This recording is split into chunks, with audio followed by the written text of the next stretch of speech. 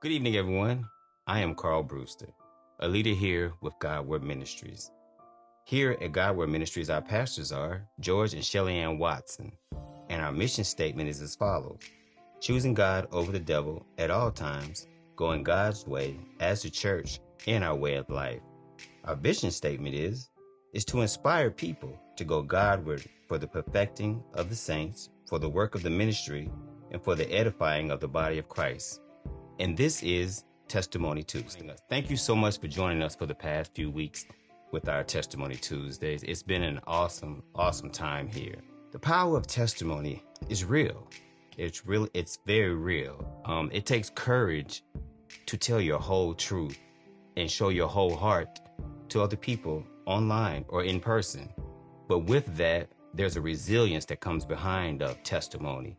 There's a resilience, and it also builds a connection with other people. There are so many people that I've spoken to or that have reached out to me since I did my testimony and told me how the testimony truly helped them.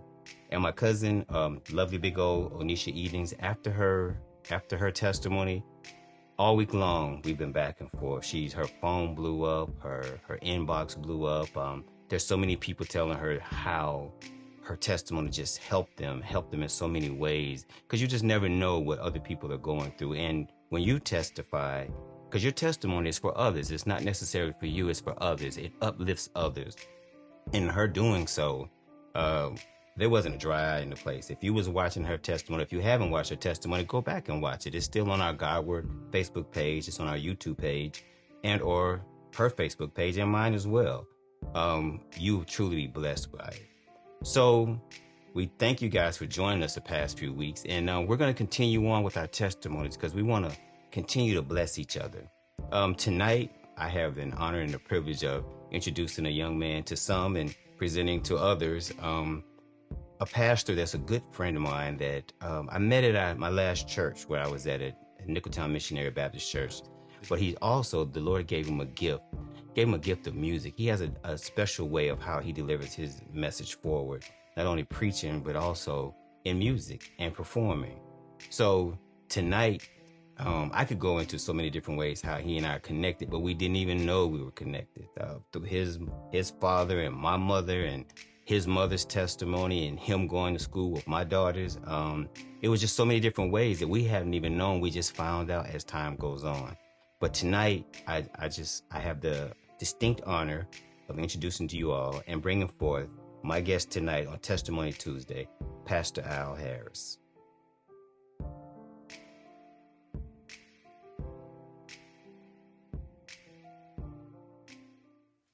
Ride to town with no destination, no entourage. With the conversation I'm engaging in, I seek an audience way beyond the stars. I read a story about David, then I realized the men were just made for war. Thanks to God, we got a savior paid the way for us to live, but who you dying for? I mean, shots galore, who gon' save you when police raid, and then you gotta take the charge. I cut the ties with all selfish guys, for myself to rise, you could take the loss. I made the call to serve Jesus ever since everything I touched taken off. We act as if we don't need him in the clutch, I just gave it up, take the ball. I gave the truth to my people, hoping we could be the change we all aim for. If it ain't for this, then what you stand for? This what grandmothers are praying for. I can't afford to lose freedom now. I got kids to raise that I provide for. Got a wife that cook and she prepared the plate. We at home base that I'ma slide for. God us, Lord. We lose hope at times when everything around us go against your word. I sense the urge of anxiety creeping. The pain is deep. It's like I pinched a nerve. Inadvertently denying the purpose that was placed upon me as an adolescent. God assured me that I had protection. He took the curses and he added blessings. Yes. My name's Al Harris. A lot of you may know me, and a lot of you may not. But most importantly, God does. I guess it all started, I was, 5 years old. Born and raised, Fieldcrest, Nicholtown, a rough city right here in Greenville, South Carolina. My mom got to a point where she couldn't provide for me anymore. She couldn't take care of me anymore due to her drug addiction, her drug usage. So I found myself living with my grandmother at an early age. My grandmother, she was on a fixed income at the time, and she really didn't have the means to provide for me. She couldn't take care of me, but I guess it was better than going into the DSS custody. So she did what she could. I say my grandmother, she probably had 2 generations in our home. She took care of everybody, man. We called her Big Mom. It was me, my dad. He would come in and out every now and then. Sometimes my aunts would come and live there, my cousins. Everybody was at Big Mom house, you know. But it was home.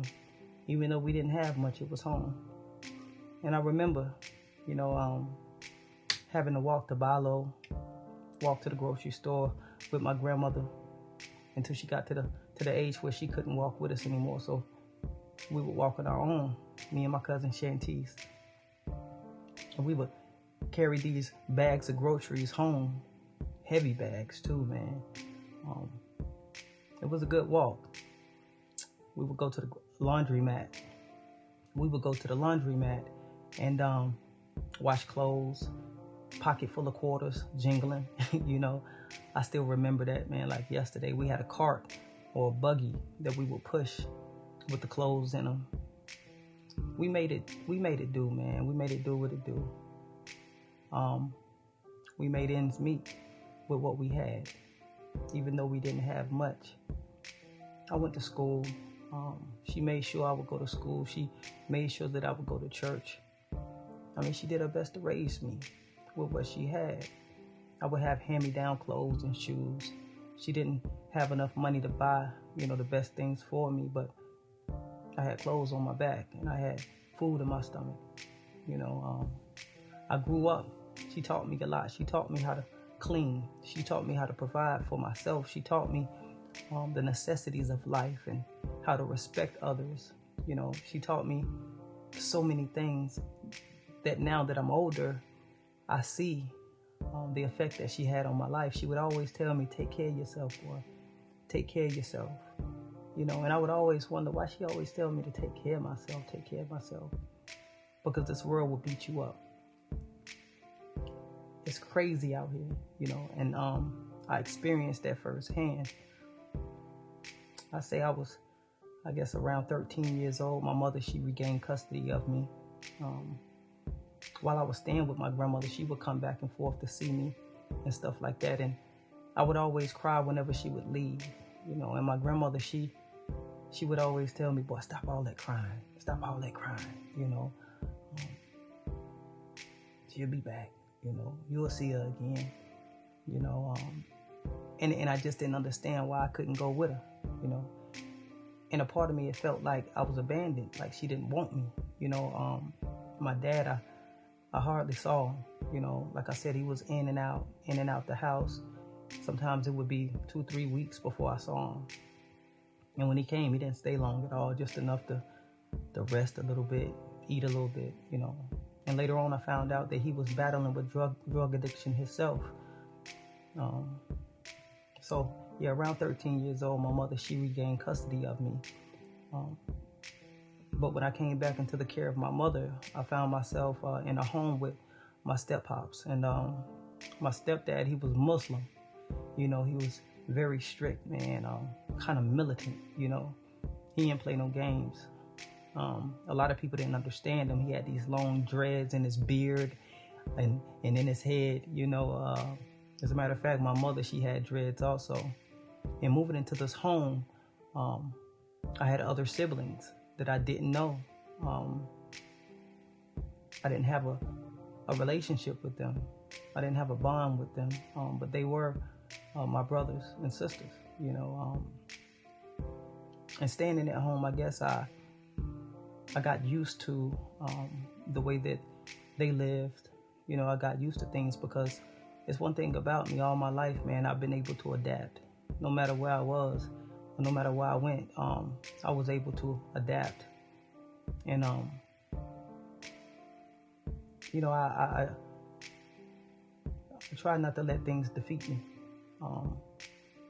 And I knew how, you know, important it was for my grandmother's words to be fulfilled. You know, take care of yourself. Take care of yourself. So yeah, I went to school, middle school, and my mom, she just wanted her family back. You know, 2 of my brothers, they were in foster care, and she went and got them too. You know, so now we one big family. It was 7 of us, 6 boys and 1 girl, and I'm the oldest. So I found myself having to do things around the house, having to take responsibility. So I did just that. You know, my grandmother had already taught me how to clean. She had already taught me how to keep up with myself, you know, look after myself. So I took what I learned with my grandmother there, you know, and I did just that. You know, I was never a stranger to hard work. You know, hard work was in me. You know, it was a part of me because I grew up like that, hard work. In the midst of everything, though, 13, 14, 15 years old, I was rebellious, you know, of course, man, because I felt like a burden, you know. Even though my mother, she took me back in, I felt like my step-pops didn't want me there. You know, I felt like we didn't have a relationship at all, man, and he didn't understand me. He didn't know who I was and the things that I've been through, you know. He didn't know how to talk to me, you know. He didn't know how to resonate with me. So I did the best I could to respect him. I did the best I could to listen to him and I guess to honor him and his wishes. Middle school, man, I was troublesome. You know, I found myself smoking weed, man, and it started with cigarettes. And every time I would come home, man, my mom, she would, let me smell your fingers, you know, let me smell your breath. Come here. To the point to where I didn't even want to go home, you know. And little did I know there was an addiction nature, you know, inside of me, because I didn't know about generational curses. I didn't know about this bondage that had carried on in my family for years and years and years, and I was too being affected by addiction. You know, it started, like I said, with cigarettes, and then it went on to weed. You know, and I guess it got to a point to where my mom, she would just understand that, hey, he's gonna do what he wanna do, but as long as he's not out here, you know, robbing and stealing and, you know, taking things from people, at least not yet. So it came high school, you know, in high school everybody wanna be the man or everybody wanna be that girl, you know. I started working at for like 14 years old. My first job was a Capri's Italian restaurant. So I had a job, man, but in the midst of me working, man, I had clicked up with some guys, man, and we found ourselves, you know, toting pistols, man. We getting high, you know, and stuff like that. Going from hood to hood, you know, everybody knew who I was. You know, they knew that if I came, I was strapped up. They knew that if I came, then, you know, I mean, I was a cool guy, man. I ain't start trouble, but I ain't take no mess either. You know, I was probably the smallest thing out of the bunch, you know, but I was probably the most lethal. I would probably go off the handle first, you know. And listening to Tupac, man, that didn't make it any better. You know, I would listen to Tupac, you know, and get in that, in a trance, sort of, you know, to the point to where now I'm thugged out, you know. Now I'm a G, you know. I related to his music, man. I related to so many things that Tupac was saying because, you know, he too came up with nobody understanding him. He too came up with the world against him. He too came up in a broken home, you know, having to fend for himself, just like me, you know. And I was like, man, he get me. So I guess Tupac really just became my idol. He became my idol, you know. That didn't work well for me at all, you know. I would take pistols to school, man, and have them in my locker. You know what I'm saying? People that was real close to me, I let them know, listen, I got that burn in the locker, man. You know, because after school, man, we had beef with certain neighborhoods and crews, man, and everybody would meet in the Bi-Lo parking lot, man, or in the gas station parking lot, man, and everybody wanted to prove something.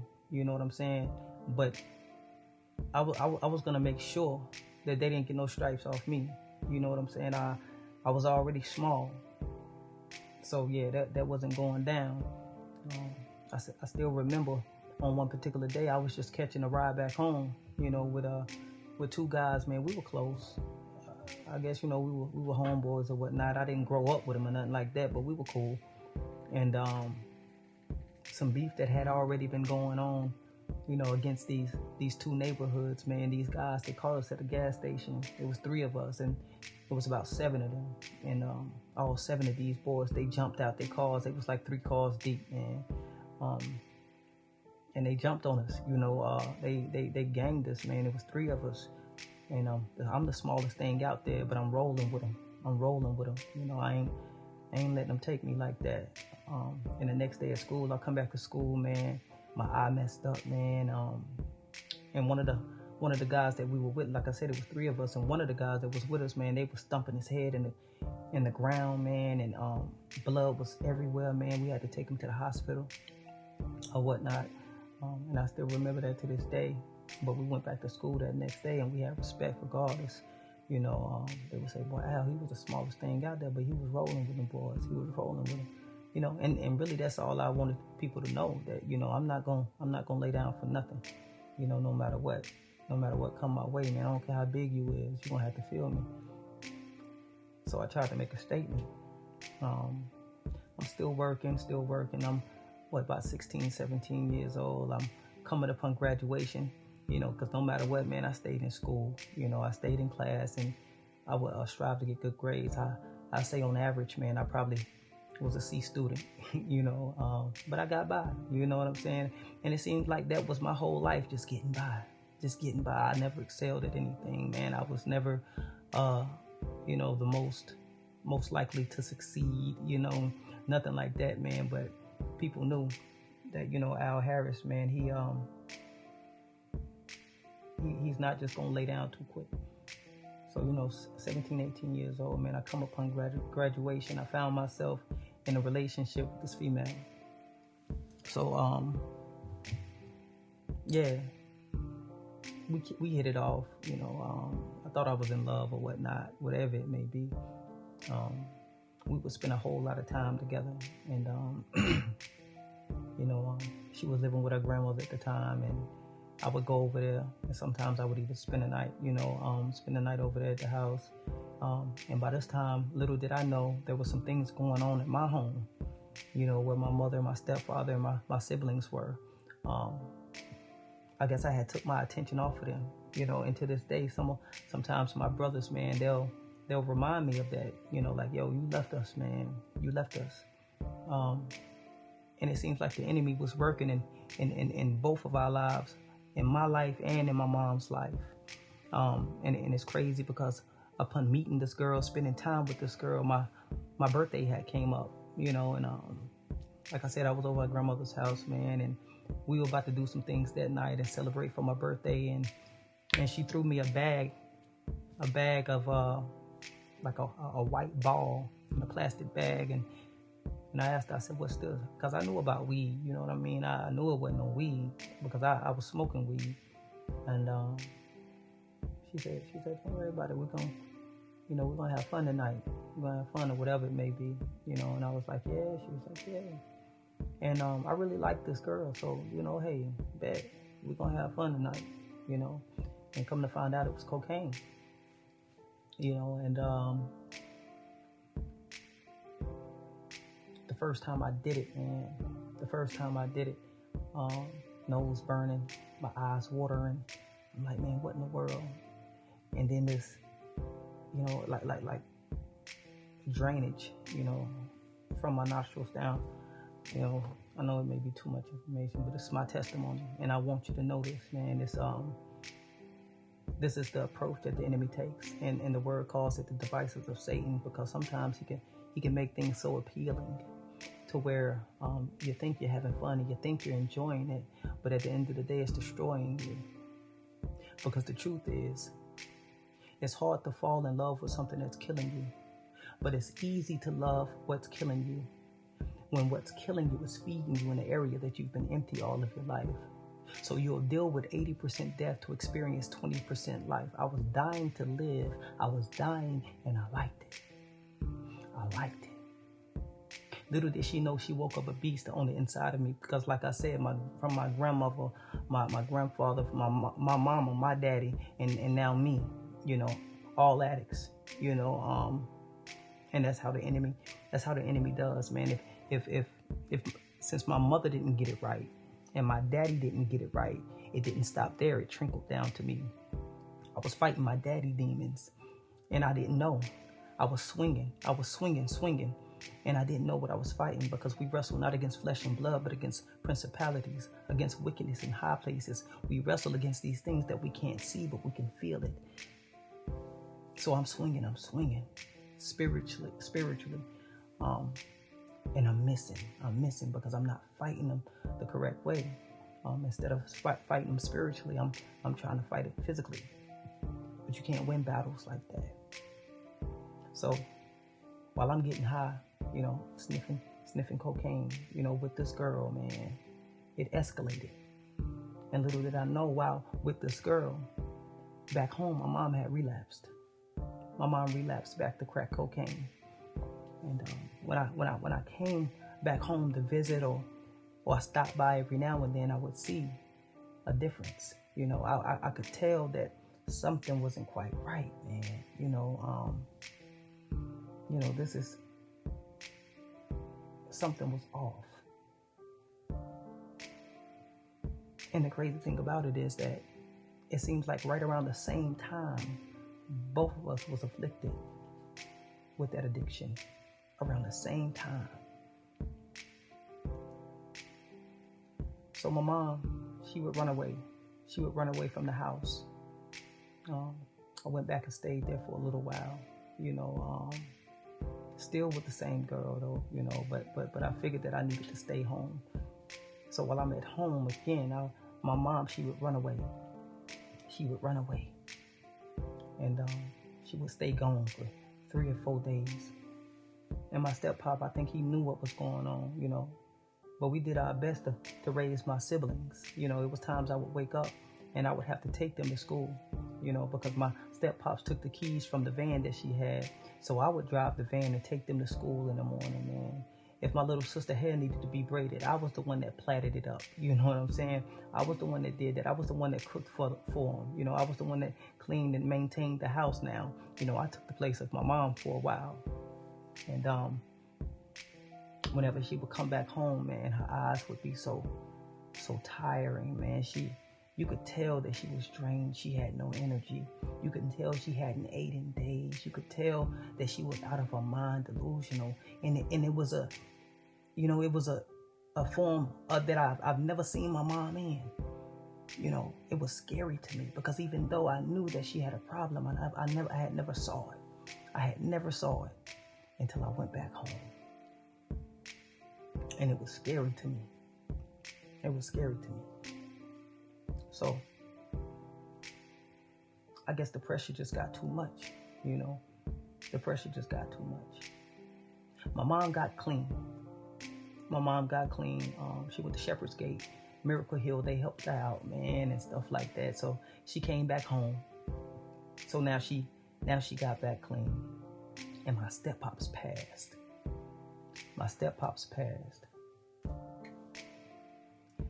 And when my step-pops passed, my mom, she couldn't take it. I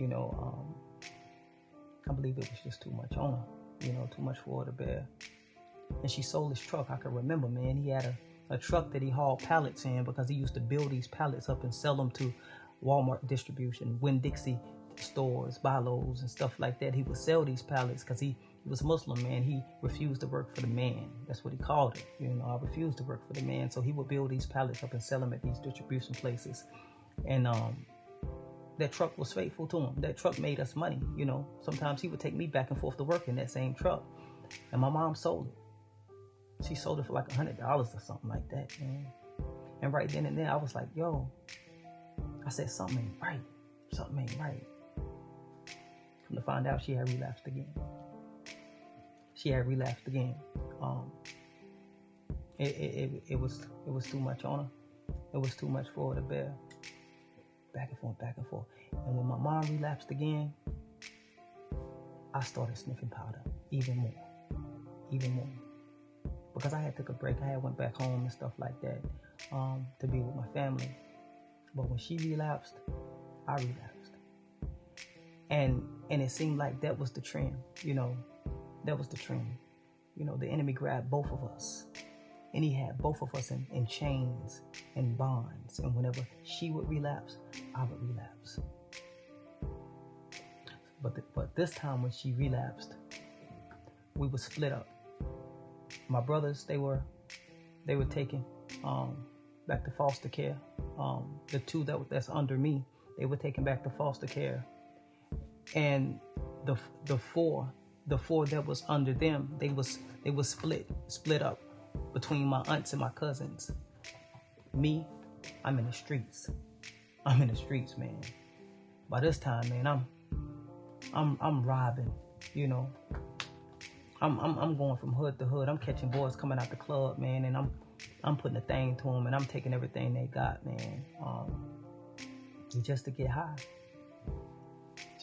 But this time, it wasn't cocaine. This time, it was crack. I found myself escalated from cocaine to crack. So now I'm out in the streets and I'm smoking. I'm smoking dope. Right here in Nickeltown, Fieldcrest. I don't want to get too ahead of myself because I think it's very important that you understand the process. Because some of us have so much of a high tolerance to where it takes for us to be almost deceased in order to change. And I believe that was my case, and that was my mom's case. So now I'm in Nickeltown, Fieldcrest, man, and I'm making the hood hot. I got the hood hot now. I got big homies coming up to me like, yo, man, you gotta lay low for a minute, man. You gotta get out of here. You gotta get out the hood, man. You got police everywhere. I had robbed the Pumpers one night. The girl that I went to high school with, I knew that she worked there behind the counter. And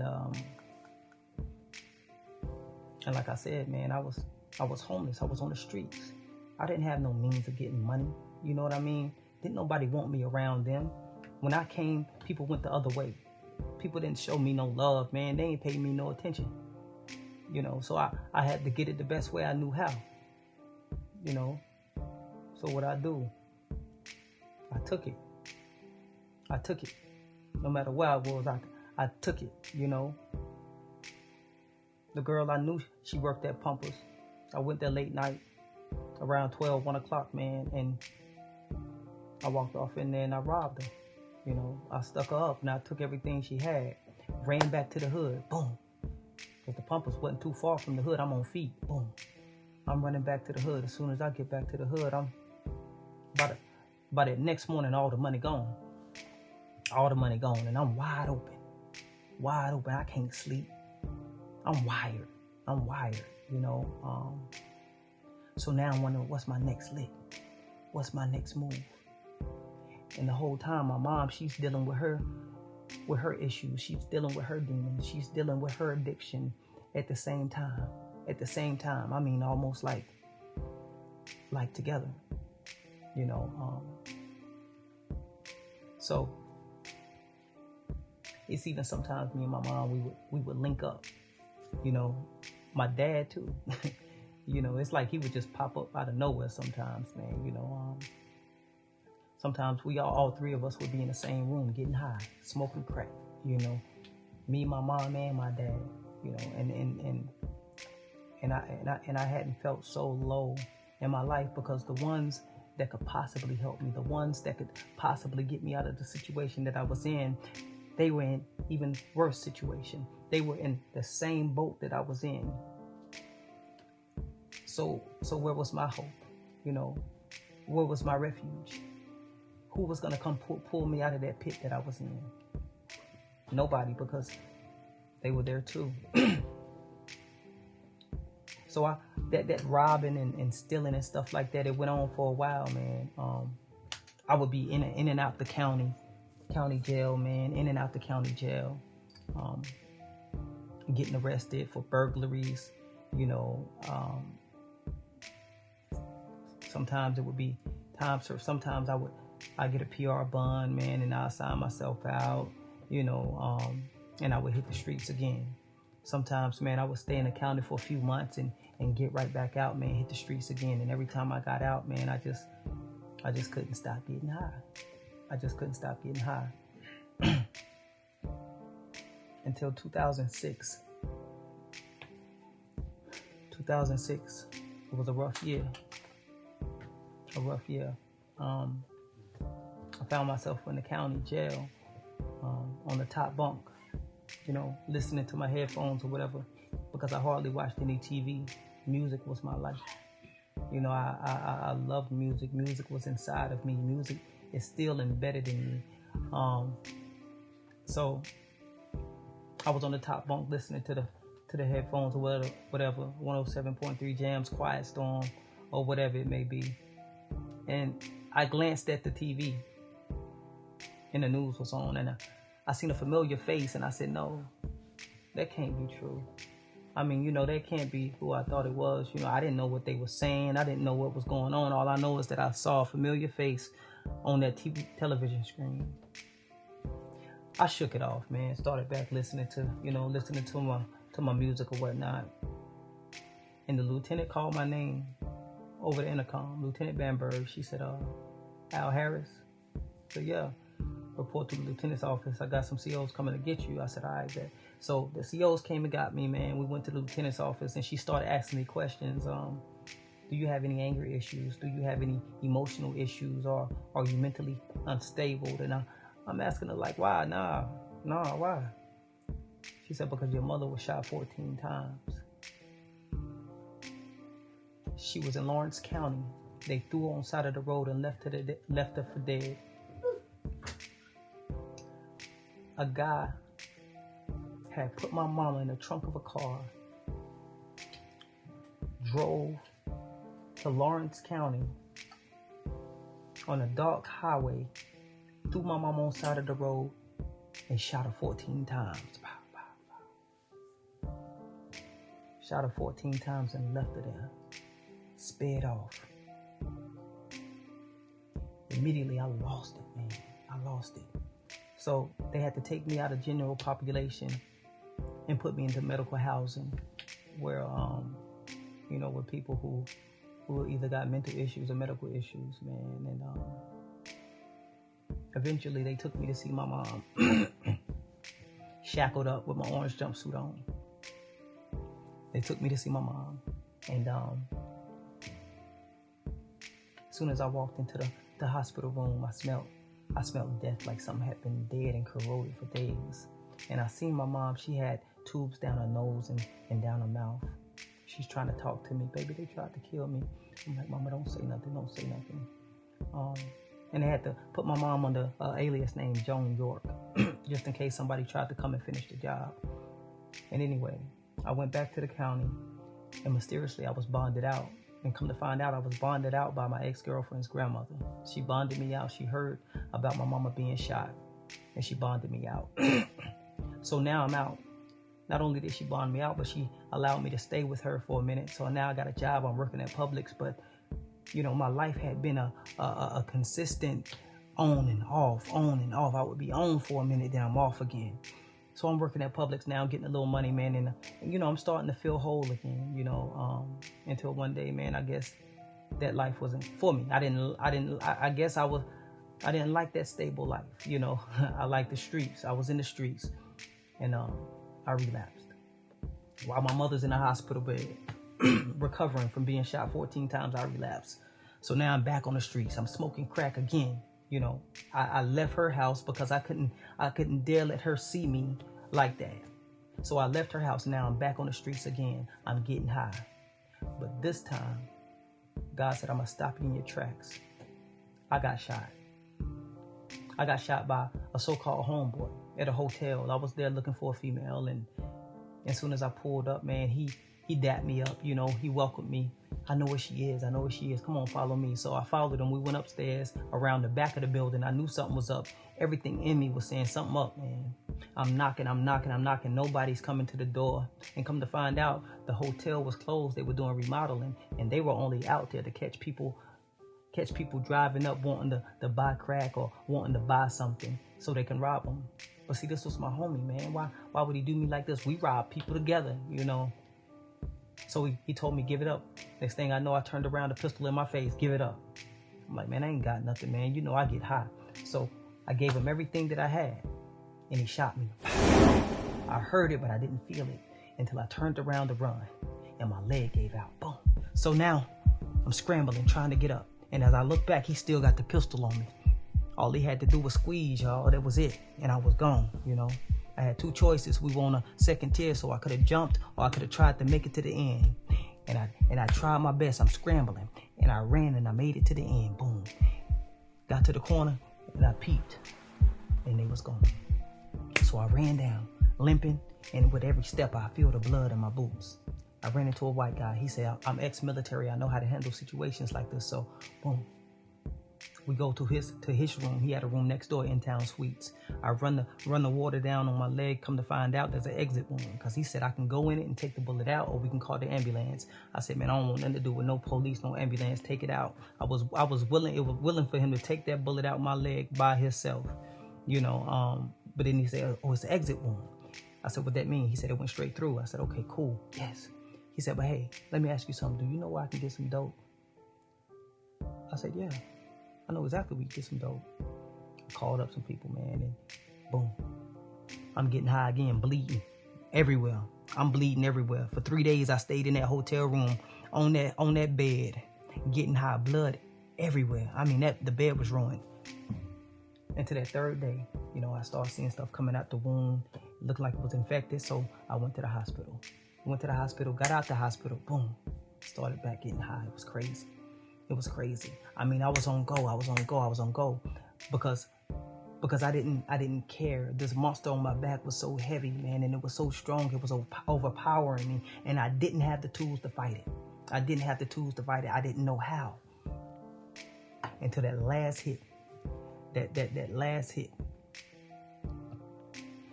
When my mom, I called my mom. I was at a gas station, and I was gone, man. So I called my mom. I was like, Mom, I'm down and out, man. I can't do this no more. She said, call the ambulance. So I called the ambulance. They took me to the annex. And from the annex, I went to the Phoenix Center. From the Phoenix Center, I went to the Turning Point. And got a job at BMW, man, and stuff like that. They gave me housing, you know. They provide me food for a minute, you know, until I got my own job. And I had to pay room and board and stuff like that, man. And I was doing good, man, while my mom was recovering. You know, she would come and see me every now and then. And to Christmas, we would go out on Christmas break and have to come back in. So when I went out, I started smoking weed. Came back, they drug tested me, and I failed. So I had to leave. And my mom, she was like, yo, don't worry about that. I wanted you home anyway. I wanted you home with me anyway. So went back home with my mom, man, and got with some dudes, man. Like I said, man, the streets was all I knew, man. I didn't know nothing about nothing else. All I knew was the streets. I got my hand on the pistol, got with some dudes I knew. Now I'm robbing again. And to this one particular night, man, I'm with these guys. We pull up to a Sphinx. And I tell them, man, I'm finna hit this Sphinx. And they tell me, no, don't do it, man, not tonight. Just wait till another time. I was like, man, nah, I'm finna go get it. Because it was just me. So I went in there. I hit the Sphinx. Put the pistol on the leg. Jumped over the counter. Got the money out of the cash register. Boom. I run out. I hit the door. Boom. They gone. They left me. So now I'm scrambling, trying to find out, hey, what can I do? I hit the side road. I'm running down the side road. A car pulled up behind me. It was the police. And they asked me, hey, we got word that somebody robbed the Sphinx up the street. Do you know anything about it? And I let them know. I said, yeah, it was me. And from that moment, man, I got locked up. Yeah, I had the pistol and the money on me. You know, I could have threw the pistol. You know, I could have hid the money, but I wasn't thinking. As a matter of fact, I was tired. And when they asked me, did I know anything about it? I said, yes, it was me, because I was tired. I was tired of running. I was tired of robbing. I was tired of getting high. I was tired of smoking. I was tired of all that, you know. So got locked up, man. It gave me 15 years. Gave me 15 years behind bars. I'm like 23 years old. I'm at McCormick now, you know, level 3 yard. And I would see, you know, Gangster Disciples, Blood, Crips, Vice Lords, these boys running around. They young, man. Young boys, man, running around stabbing each other up, man. I hadn't seen so much blood in my life. I'm like, where in the world am I? You know, these boys ain't going home. 85% of the yard, man, they ain't going nowhere, man. They got 20 years or better, you know. And I would see these guys walking with books in their hands, smiling. They would have meaningful conversations, man. You could tell that they just felt whole and free. And I wondered, man, what's with these guys, man? What's with these guys? So I asked one of them, I said, yo, I know I'm not supposed to ask you how much time you got, man, but how much time you got? He said, man, I ain't going home. He said, I'm here. This is my home. And I said, but you walk around here like you going home tomorrow, man. I said, where do you get that from, man? Why, you know, you look so happy. He said, Wednesday night, come to the prayer and share room. So Wednesday night, I went up to the prayer and share room, man, and they started telling their stories, man, and start giving their testimonies about how good God is, even in their situation. And I got saved. I received Christ. I mean, I could have been doing anything else, man, but I received Christ. And from that day, I started reading. I started praying. A lot of things just started falling off. And no, I'm not going to say it happened overnight, man, but I had to be willing. I had to be willing to let everything go. I had to be willing to trust that he would save me through the situation that I was in, not release me from that place, because I did what I did to get there. But God helped me walk through the situation, and he did just that. 2010, I started preaching behind bars. So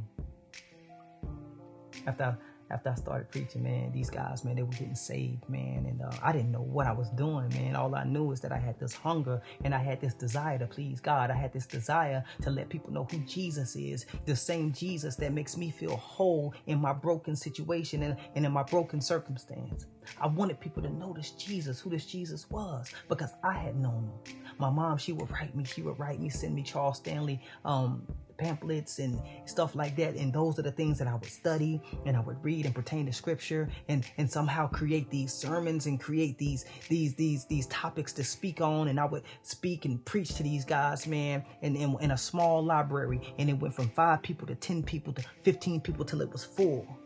And God transitioned me to another prison, and I told my homie, I said, yo, I got these 15 years, and after my first 5 years, I go off for parole, I'm going home. He said, man, do you know where you at? He said, man, most of these boys, they just take the ride. They just take the ride to get out of prison, just to get out of prison for the day. They know they ain't going home. You know the statistics of you making parole on your first chance? I said, man, I don't want to hear that, man, because I know who my God is. I went up for parole my first time, and I made it. I made it, man. Upon getting out, it's a long testimony, man. I know it, man. But upon getting out, it was these prison ministers that would come into prison. Tim and Abby Porter. They would come into prison and they would comfort us, man. They would take prayer requests, man. They would come see about us and stuff like that. Abby came to my parole hearing. My mom came to my parole hearing. Elder Dennis came to my parole hearing. Miss Mills came to my parole hearing. But Abby Porter, she asked me, she said, when you get out, where you going?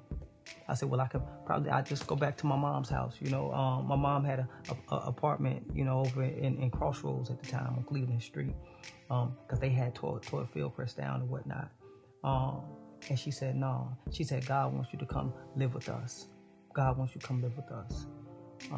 And I was like, nah, I can't do that. You know, hey, I'm almost 30 years old now. What I look like coming to live with you? And she said with tears in her eyes, God, Al, you're coming to live with us. You know, I'm 30 years old, man. I'm moving to a house. with white people, and I'm black. You know what I'm saying? And you know that just gave me a different perspective, man. I love them to this day. As a matter of fact, my wife and we was just at their house the other, and I love them to this day, man. I lived with them for a year.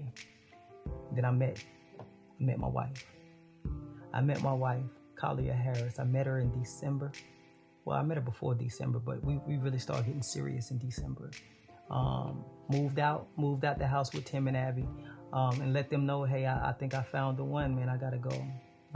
But while living with Tim and Abby, I went to Bible college. I went to Bible college for, I say, 2 semesters. But I wanted to be in the field. You know, I really wanted to touch those who are broken. I really wanted to relate to those, because I know where I came from, and what I had inside of me can help them, or possibly deliver them from what they're going through. So yeah, I stopped the Bible college thing after two semesters, man, and I met my wife. I was preaching all over Easley, Bakersfield, Greenville, South Carolina, man. God was using me in a mighty way. I met my wife in December. I moved in with her, and something just wasn't sitting right with me, you know, just living with her like that. So I woke up one Sunday morning, and I said, we got to get married. You know, we got to do this thing right. And met her in December. We got married in April. Just a few months later, you know, we got married. And this upcoming April, it'll be 7 years, you know, for me and my wife. Beautiful daughter, you know, strong growing son, you know. Me and him, man, we got a bond that's unbreakable. I'm very active in their lives, you know, even with the ministry, even with the music, it's just so much that involves my testimony, y'all. But yeah, God gave me structure. You know, he gave me what I was missing that whole time. Everything that I was neglected with, everything that was held from me, God's giving me now. He's giving me now. He's allowing me to have it. He's allowing me to cherish it. He's allowing me to see it firsthand. Him provide for me in my life, man. And I couldn't be more thankful for what God is doing in my life right now. So yeah, still doing the music. I'm a minister also. Upcoming actor, kind of, sort of, you know. Did two stage plays, and also started an independent film called Tools, which should be coming out soon. Yeah, I opened up for T.I. Been on Fox News, I don't know how many times, man. Been on Channel 16, national television. Been, you know, own clothing brand Fit for a King, which me and my wife we oversee. But God blessed us with that. He granted that to us, and we're good stewards of that. But I just want the people to know, man, it doesn't matter where you come from, the situations that you're in. You're fit for God's love, and you're fit for a king. You're fit to be accepted. You know, I know so many people that pushed you off, and so many people told you that you don't belong, or you don't have what it takes. But God said you do. God said before you were born, He knew you. He went to your end first, and He made that, and then He went back to your beginning. God knows where you're going to end up. God knows the plans that He has for you. Plans to prosper you, to give you an expected end, not to harm or hurt you. So no matter what it looked like right now, you keep heading toward that goal. You keep heading toward the things that you know God has promised you, because it will come to pass. He is not a man to where He shall lie, nor the son of man to where He shall repent. God is a good God, and He loves you. He loves you. Don't let nobody put nothing else in your head other than the fact that God loves you, and He accepts you for who you are. For who you are. You ain't got to fake a front for God, man, because He knows exactly who you are. He made you. He created you. You can't get over on God. Just be real with Him and let Him know, yo, I need help right now. I need help in this situation right here, or in this particular area in my life, God. I need you to walk with me right here, you know. Carry me when it gets too heavy. And He will do it. He'll come through. He always has, and He always will. But yeah, that's my testimony in a nutshell. Yeah. Once again, I'm Al Harris. It's been a pleasure rocking with y'all tonight, man. And I pray that you guys have a peaceful, blessed life. In Jesus' name. What a powerful testimony. Pastor Al, there is power in testimony. And it takes courage to tell your whole truth with your whole heart before millions of people or many people that you don't even know. But there's resilience in testimony. There's a resilience that builds bonds with other people that we don't know. So I thank God for Pastor Al and for his testimony, the power in his testimony as well. I just want to say thank you guys for joining us on Testimony Tuesday. And if you're available, we would love to have you with our church service on Sunday at 10 a.m. Godward Ministries Facebook page, Godward Ministries YouTube channel. Come join us. Come hear a word. Come get a great word from our pastor, George Watson. And as he always say, and we always end, we love you, and there's nothing you can do about it. Thank you so much for joining us, and have a great evening.